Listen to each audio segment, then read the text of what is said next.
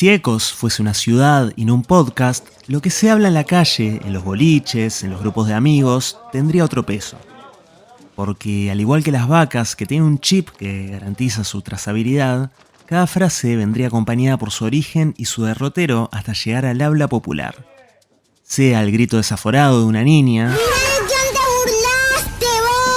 el improperio de un presidente, Más argentino, una manga de ladrones del primero hasta el último, ¿entiendes? el arrebato místico de un director técnico, El camino es la recompensa. la síntesis perfecta de un fenómeno de YouTube, Así que gracias YouTube por todo lo que nos das. una canción de contrabando en una gala, Clavo mi remo en el agua, llevo tu remo en el mío. Creo que he visto una luz al otro lado del río. o la grabación viral que impulsaría una carrera política. Cerdo.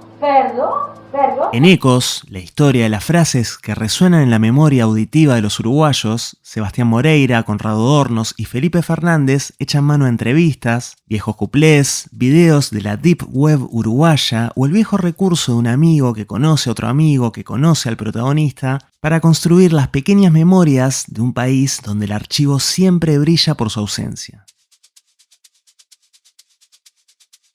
Les doy la bienvenida a Mapa Antojadizo de Podcast. Soy Maxi Guerra y junto a la Diaria Radio les traemos esta cartografía subjetiva de algunas de las grandes historias en audio en nuestro idioma. Un tour guiado por sus creadoras y creadores. Hoy, extrañamente, nos vamos a Abu Dhabi para hablar con Felipe Fernández.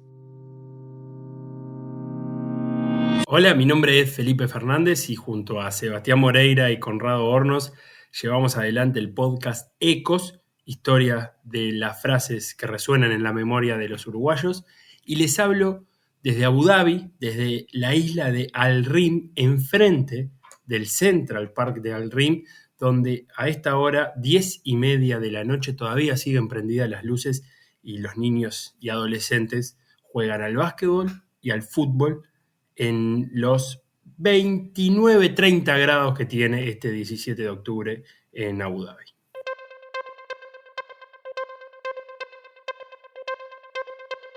Felipe, un placer recibirte en el Mapa Antojadizo de Podcast. Y lo primero que te quiero preguntar sobre este podcast, sobre Ecos y esta suerte de arqueología que hacen de frases que resuenan en la memoria auditiva de los uruguayos, es que, claro, muchas de esas frases, que son el pie de los episodios, si no todas, se registraron en video, nacieron casi como audiovisual. ¿Por qué un podcast? Bueno, yo creo que eso responde sobre todo a la falta de archivo que hay en Uruguay sobre determinadas cosas.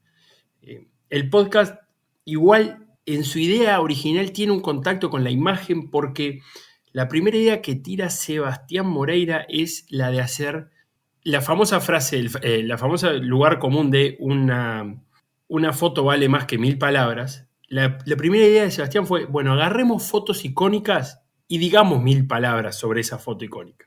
Y después nos pasó que nos pusimos a pensar un poco más la idea y nos iba a quedar floja en cuanto a no podíamos hacer un podcast sin prescindir de esa parte tan visual.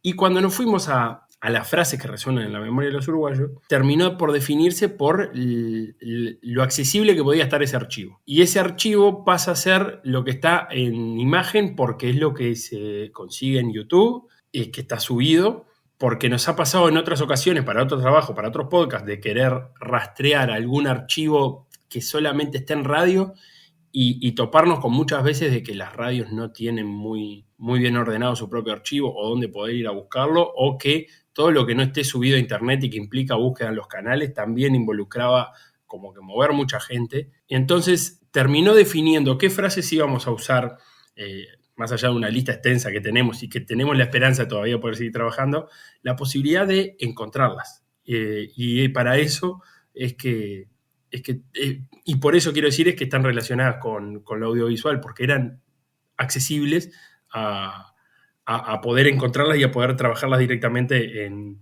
descargarlas y trabajarlas directamente. Me gustaría como meterme un poquito más en eso que nombraba, sobre todo al principio, y en torno a ese agujero negro de material de archivo que es el Uruguay. O sea, más allá de lo que se encuentra dispersamente en YouTube, ¿Cómo fue ese trabajo más fino de realmente rascar y tratar de encontrar personajes bastante secundarios de cada frase? Lo bueno que tiene Uruguay, lo malo es que no hay un buen archivo, pero lo bueno es que nos conocemos todos. Entonces, en todas las frases siempre había alguien conocido que estuvo en la vuelta. Y en eso, y así empezabas a tirar de la madeja hasta desenredarla. Y así fue que fuimos llegando a esos personajes a veces secundarios. Muchas veces aparecen algún personaje secundario porque el protagonista, al protagonista no podemos llegar. Pienso en el episodio de Jorge Drexler.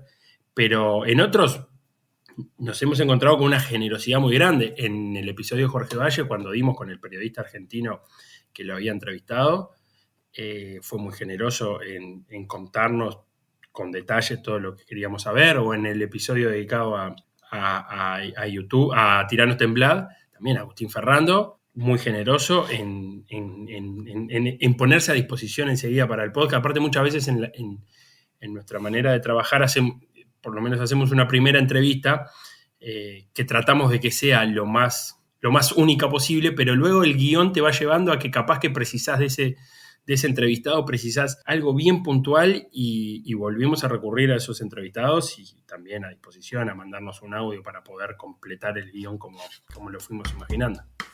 Tenemos claro que es un resumen aleatorio, pero ¿qué rol ocupa Agustín? En estos tiempos estamos muy acostumbrados a decir creador de contenidos, para referirnos a alguien que hace cosas y las publica en internet. Pero en el caso de Agustín, no hace los pequeños videos que muestra, y no dijo la frase gracias YouTube.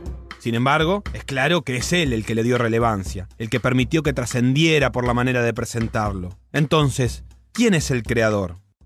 Que hay algo de eso, de la comunidad creando juntos. Como que la comunidad de internet arma un mapa y yo voy y clavo los clavos, armo como la estructura que me están mostrando, que me están presentando. Está esto de comunidad. Yo con mi mejor voluntad, con mis mismas capacidades, sin ese material no podía hacer nada. El éxito de Tiranos Temblad siempre fue lo que terminaba apareciendo, el video ese. Yo no tenía mucho que ver con eso. Hasta el día de hoy me pasa de que siento que Tiranos Temblad es una entidad que es más allá que yo. Hay cosas que yo haría de una forma, pero Tiranos Temblad las hace de otra. Y yo entendí eso. Y es muy loco. Es muy loco. Es el fruto de miles de micro colaboraciones. Y sin dudas que en cada episodio lo que estamos viendo es un trabajo comunitario. Involuntario de muchas de las partes, pero un trabajo comunitario al fin. En el caso del episodio con Agustín Ferrando sobre Tiranos Temblad, me hizo pensar mucho en lo poco acostumbrados que estamos a la disección de productos culturales nuevos en Uruguay. A lo sumo se puede hacer como algún especial sobre un disco uruguayo o en un aniversario sobre un libro, pero hay productos culturales que salen de determinado esquema y que en Uruguay nos cuesta mucho decir, bueno, vamos a, en este caso, diseccionar Tiranos Temblad, entenderlo como un producto cultural importante y tomémoslo como tal. ¿Cómo fue ese acercamiento a tratar de contar la historia de Tiranos Temblad, por ejemplo? Bueno, nosotros sabíamos que estábamos en el terreno de la cultura popular y que es muchas veces, tal cual decís, eso de cultura popular escapa a los análisis que puede haber de las secciones culturales, que ya de por sí son muy pocas en los medios uruguayos, ¿no? Secciones culturales estables y que muchas veces se dedican a esa cultura más formal, música, teatro, danza.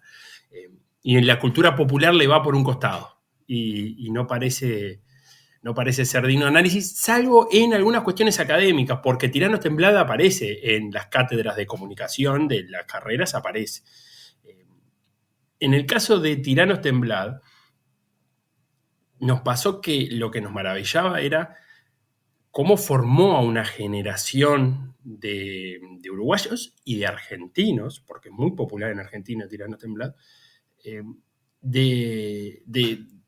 de consumir YouTube. Y a su vez, Tiranos Temblad, en una definición que aportaba Seba Moreira, nos propone, Tiranos Temblad, decía Seba Moreira, es como si fuéramos a ver un partido de fútbol y Tiranos Temblad se dedicara a mostrarnos cómo los jugadores se suben las medias o tiran un no gol. O sea, la parte menos importante de lo que sucede dentro de la cancha, pero a su vez representativa. Y entonces el acercamiento a Tiranos Temblad fue, bueno, por un lado, a través de la frase gracias YouTube por todo lo que nos da, que terminamos conociendo una historia maravillosa del protagonista de esa frase, que que Agustín en realidad nos pasó el contacto, pero al final por distintos motivos nunca no pudimos dar con él, pero sí consumimos muchísimo su propio canal de YouTube y nos encontramos que también el autor de la frase "gracias YouTube por todo lo que nos da" tenía una pasión por contar historias con sus limitaciones técnicas y demás, pero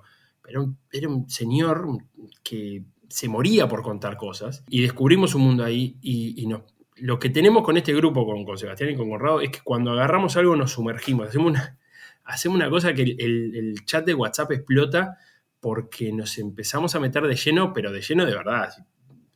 Fueron varias horas de consumir videos que desarrollaba quién había dicho la frase "gracias a YouTube por todo lo que nos da", que ni siquiera lo nombramos en el podcast, en el capítulo. Termina siendo como una investigación de la cual usamos muy poquita de la parte que investigamos.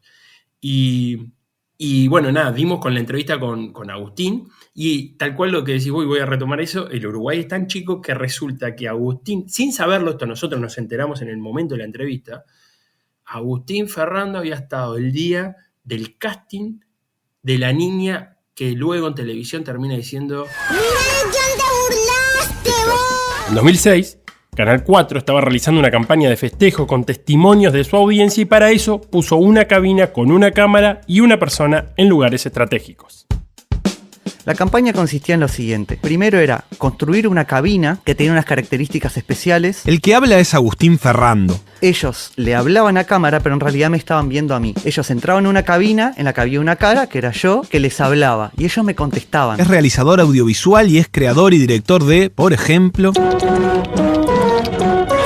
Tiranos Temblad.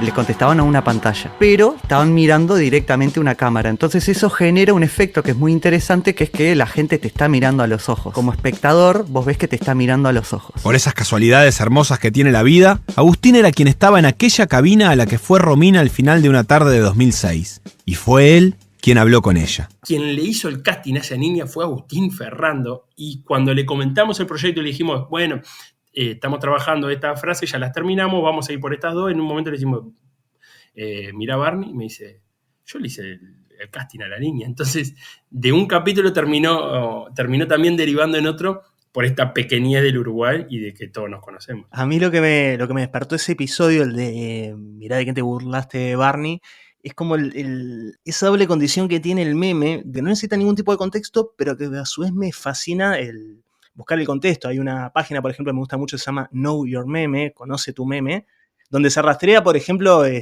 memes de Twitter, donde nace la ilustración de, no sé, el Chad o el Virgin llorando o lo que sea. Y acá es como que ustedes lo llevan a la N potencia, o sea, realmente rascar el meme. Y en ese episodio en particular me parece que es como donde surge desde la protagonista algunas de las reflexiones más profundas en torno a la relación de los medios, de los niños con los medios, de la exposición a Internet. Cómo fue llegar finalmente a la niña de Barney, ponerle una cara y que detrás de esa cara haya también todo un pensamiento a posteriori de ese camino mediático. Sí, hay algo que va en todos los capítulos y es que esa especie de intención de hacer anatomía de un instante, ¿no? Del instante que se produce la frase, que, como bien decís vos, se transforma en meme porque obtiene vida propia. Todas las frases, algunas más, otras menos, pero en general todas se pueden utilizar en cualquier momento en Uruguay y no necesitan más explicación. Incluso las tenés guardadas ahí en la cabeza y las gatillás casi que inconscientemente en conversaciones con amigos, sin pensarlo demasiado, como una muletilla, un latiguillo, que claro, que luego tiene el poder del meme, pero algunas de estas frases son latiguillos sin que fueran memes, o previamente a ser memes, como en el caso de Mirá de quién te burlaste, Barney. Y ahí nosotros empezamos ese episodio con la intención de hablar con los conductores del programa que recordaban, para rodear, digamos, el evento. Y cuando dimos con la protagonista, también nos encontramos con un mundo, porque muchas veces, en este caso, que son protagonistas de One Hit Wonder, digamos, tendemos a reducir como que a la única experiencia vital de esta persona es el instante en que estuvo en televisión y dijo, mirá de quién te burlaste, Barney. Hubo un intento de hacerla mediática a ella, de participar en un programa en Canal 10 que duró pocas columnas. Yo no sé si porque el personaje se agotó o porque no hubo como más ideas al respecto, pero bueno, tratamos de rescatar eso también las veces que fue al programa de Canal 10 que conducía el Pini, que ahora se me escapa el nombre, no sé si era Bendita TV, La culpa es nuestra, uno que estaba con Diego González también. Bueno, y hablábamos con Diego González, con el Pini, a ver qué recordaban también de las niñas. Empezamos como a rodearla. Y cuando dimos con ella, retomo esa parte, nos encontramos con un mundo donde ella escribe novelas por internet. Eso nos hizo meternos en un mundo que yo desconocía, que también Sebastián y Conrado, que es esas novelas que hay gente que escribe y lo va publicando al mismo tiempo que va escribiendo y va recibiendo comentarios de una comunidad de lectores mientras va escribiendo, y son una legión que están en esa vuelta. Y a su vez también nos encontramos con una niña ya ahora mujer, que había reflexionado mucho al respecto de ese episodio, de la viralidad, de quedar enganchado a esto mismo, a una cosa sola, mientras ella sigue su derrotero por la vida haciendo otras cosas. O sea, no es la niña de Barney, ella es otra persona que ha tenido sus estudios, todos sus intereses, pero cómo el meme logra congelarte y casi que meterte en un loop eterno de única referencia a lo que vos has hecho o harás. Que claro, como uno comparte un meme sin pensarlo demasiado, que esa también es la gracia del meme, la función del meme, ¿no? Que es que uno lo tira sin pensar demasiado qué es lo que está haciendo. Como consumidor y como persona que usa memes, vos no te pones a pensar tampoco en eso, y que de repente te pegan un par de cachetazos y decís, bueno, está, es verdad, también pasa esto, que los protagonistas de los memes quedan como congelados en un momento exacto, puntual de su vida, que muchas veces no logran romper o no logran tener otra referencia que no sea ese meme en ese momento.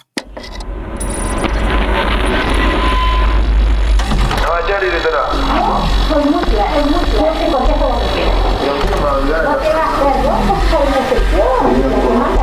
La que manda acá soy yo. Acá mandamos los adultos, se callan la boca. No me tutees en primer lugar. No me tutees, no me callan la boca. Perdón.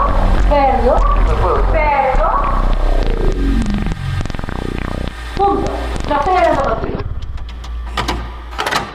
En la segunda temporada deciden centrarlo todo en la frase de Graciela Bianchi. Perdón.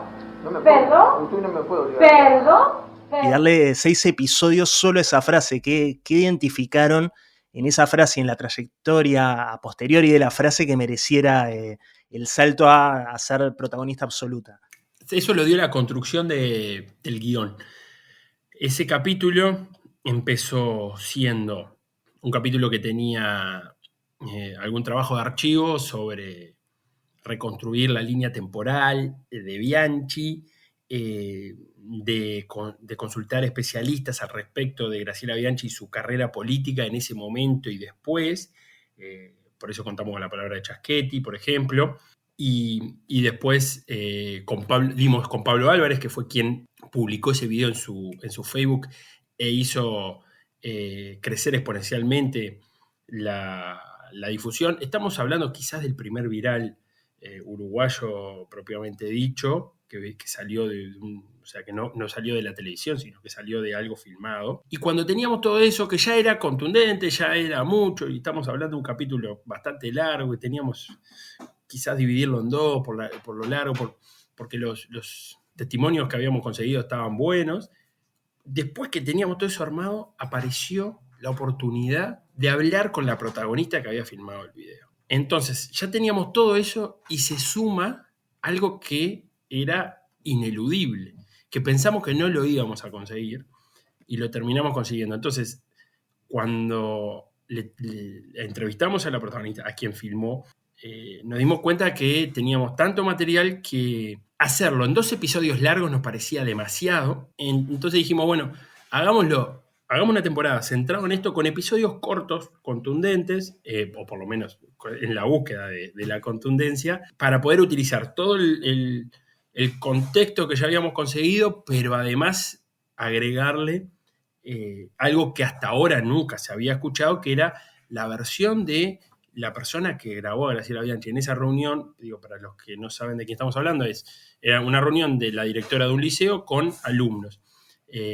en los cuales, nada, se hablaba de una sanción, etcétera, etcétera. El capítulo ese, en la parte, lo que tiene bueno es verlo en retrospectiva y ver de lo que se estaba discutiendo, porque pareció que fuera un hecho privado de una institución, pero resultó que no, porque esa directora ya estaba cruzada con el ministro de Interior del momento. Entonces había toda una cuestión política que estaba rodeando al Bauzá en el momento en que se da este video, que hacen que no sea un hecho puntual de una institución que la compete solamente a esa institución, sino que por todos lados sobresalía. Y entonces fue así, que teníamos tanto material que dijimos, bueno, cambiemos la estrategia. Eso hizo que un par de frases que ya teníamos trabajadas y que las tenemos todavía trabajadas, o sea, que las trabajadas quiero decir que ya tenemos hasta los testimonios, que es simplemente editarlo, hayan quedado para una tercera temporada o cuarta temporada, porque nos pareció divertido que el camino fuera así, de episodios cortitos basados exclusivamente en un episodio que tenía todos los condimentos posibles. Tenía los condimentos del hecho en sí, de lo que generó todo ese hecho en la gente, en la población, de lo que recuerdan. El perdón de Graciela Bianchi es de las expresiones más repetidas, por lo menos luego de ese momento no había manera de que nadie en Uruguay pudiera decir perdón sin que alguien de atrás le dijera, parodiara el perdón de Graciela Bianchi, y además tenía un contenido político de fondo que explica la trayectoria y cómo ese video terminó también mostrando, siendo parte de la trayectoria política que llevó a Graciela Bianchi, de ella misma dice, fundadora del Frente Amplio, a militante del Partido Nacional y primera senadora del Partido Nacional, ¿no? Te quiero llevar un poquito para atrás al inicio del proyecto en sí. A mí algo que me interesa mucho desde la curiosidad y desde el trabajo creativo son los noes. O sea, ¿qué no se plantearon ustedes como grupo sobre Ecos? Es decir, ¿de qué manera no contar esta historia? ¿Qué es lo que no queremos hacer con este podcast? Pienso, por ejemplo, que nosotros, si bien en Uruguay tenemos ese problema con el archivo, hay como un lugar en casi todos los medios que es como casi que echar mano fácilmente al qué fue de la vida de, ¿no? Y infinidad de notas que se quedan en eso, es decir, bueno, ¿qué fue de la vida de la niña de Barney? Y que no pasan de ahí. Pienso eso como un ejemplo de, bueno, eso es como una pequeña capa dentro de Ecos, pero ¿qué es lo que ustedes, a dónde no querían ir o en dónde no querían que muriera Ecos? Lo primero que no queríamos que sucediera con Ecos es que, particularmente en esos episodios, sobre todo el de Tirano Temblada y el de Barney, el de Valle, que fueran una burla y nada más, ¿no? Que se quedaran solo en recordar el chiste. Y que simplemente eso, recordarlo. Eso en esos episodios puntuales pasó. Ojo, no volvamos a hacer el mismo chiste porque ya está hecho y porque funcionó en su momento y nosotros no es nuestro fuerte, no somos comediantes. Y lo otro que nos planteamos es que nosotros como escucha, cada vez que hablo de nosotros hablo de Sebastián y de Conrado, como escucha de podcast, solemos valorar cuando encontramos podcasts que no tienen ese exceso de decir, de contar, sino que lo cuente otro. Sobre todo, eso ha sido una constante en Ecos.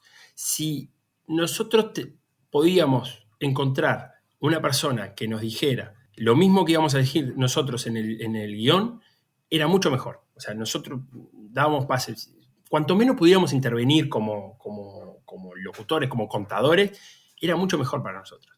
Si nosotros, incluso para cosas tan básicas como contar de qué era el programa de televisión en el cual estaba Romina, si lo teníamos a alguno de los conductores contándonos cómo era ese programa, era mucho mejor, porque preferimos que lo cuenten los protagonistas a decirlos nosotros.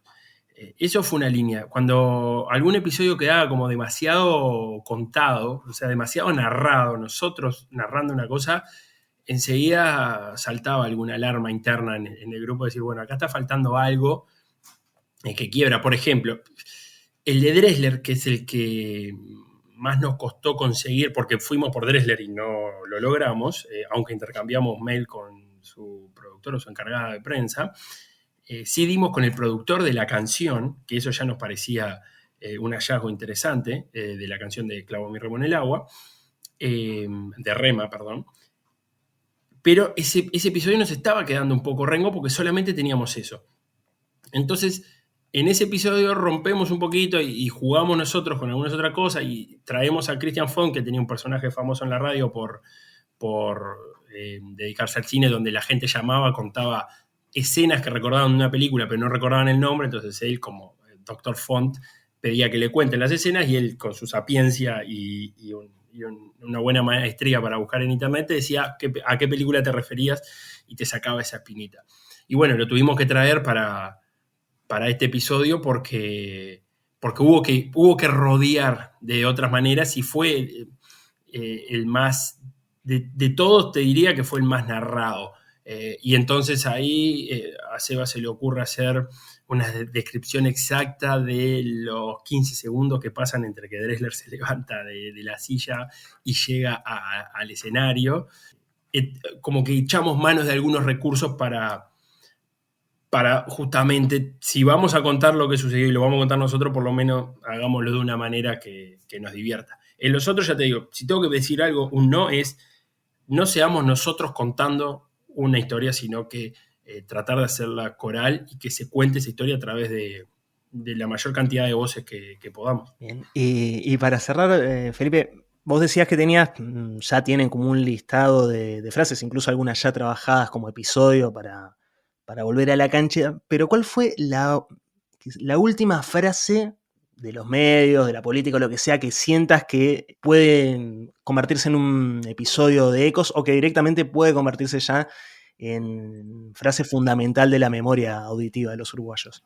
Es una buena pregunta, porque es como cuando nos preguntamos cuál es la última retirada de murga que se canta en los asados, o cuál es la última retirada en incorporarse al cancionero de asados.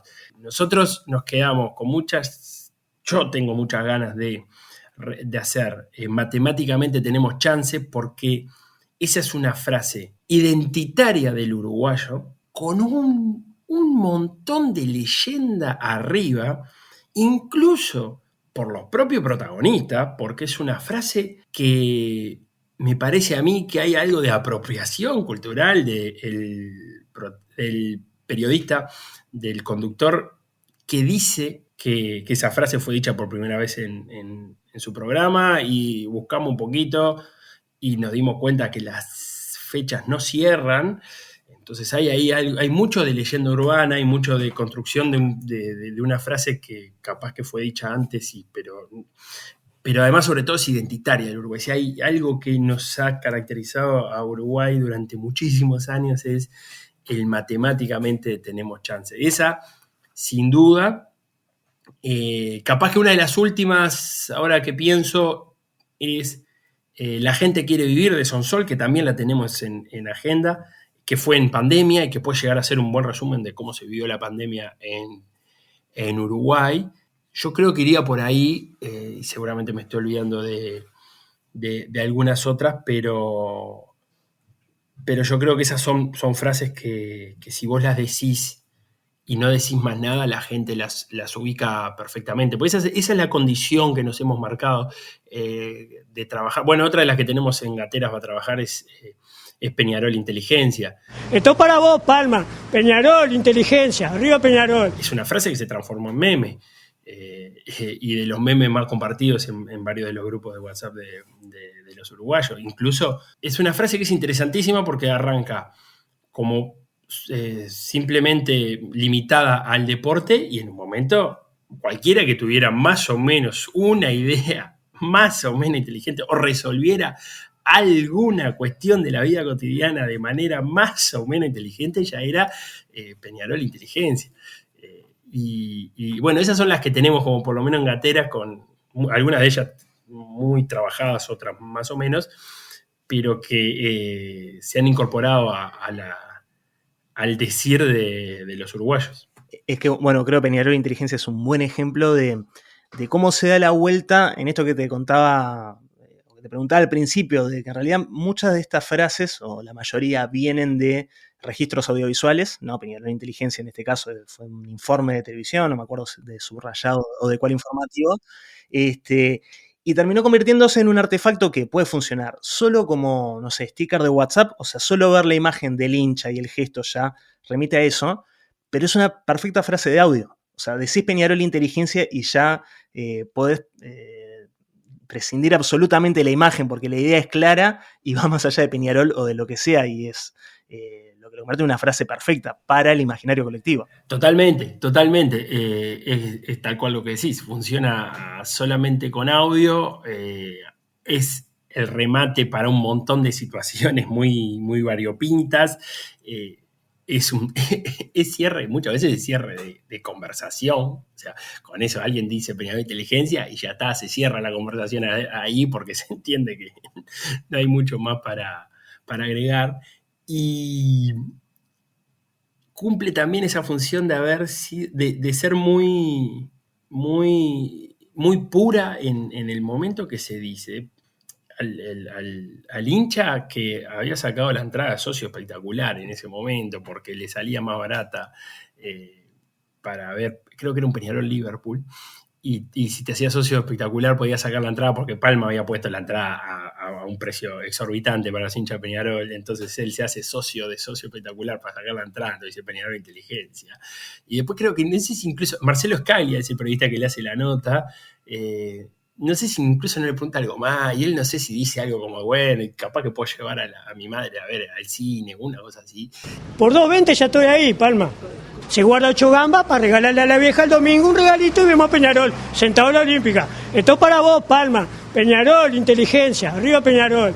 Pero en el momento ni Marcelo Scaglia ni el hincha de Peñarol pensaron ni por asomo que eso iba a tener una repercusión más allá de un informe para un informativo de 1 minuto y medio, y resulta que termina explotando. Que yo creo que eso de lo auténtico es lo que favorece sobre todo. O sea, se nota que no hay nada, pero ni por asomo armado, que fue un rapto te diré que de lucidez, porque la expresión es buenísima. Peñarol Inteligencia es una expresión buenísima. Y fue ese momento. Y no estaba armado, ni el hincha tenía idea que le iban a agarrar. El hincha estaba convencido que él había hecho una jugada maestra para tratar de pagar menos para ir a ver a Peñarol. Ni Marcelo Scaglia, cuando fue a pasar el informe, pensó que iba a tener en sus manos el futuro meme de los uruguayos. Bueno, Felipe, muchas gracias por poner todas estas historias y frases en el mapa. Muchas gracias a vos, Maxi, por darnos la posibilidad de conversar al respecto. Y nada, cerrar siempre eso con un saludo muy grande a Sebastián Moreira y a Conrado Hornos, que han hecho también de este camino, sobre todo, interesante de recorrerlo, porque nos obligamos los tres a pensar en cosas que capaz que no estábamos acostumbrados a pensarlas o que nos pasaban de largo, y que le han puesto muchas horas y mucho cariño a este podcast para que saliera como salió. Después, bueno, cada uno que lo escuche y le parezca lo que le parezca. Con este episodio concluye la primera temporada de Mapa Antojadizo de Podcast, una producción de La Diaria Radio y de quien les habla, Maxi Guerra. Pueden encontrar todos los episodios en el sitio web de La Diaria o en sus canales de YouTube y Spotify. Muchas gracias por escuchar.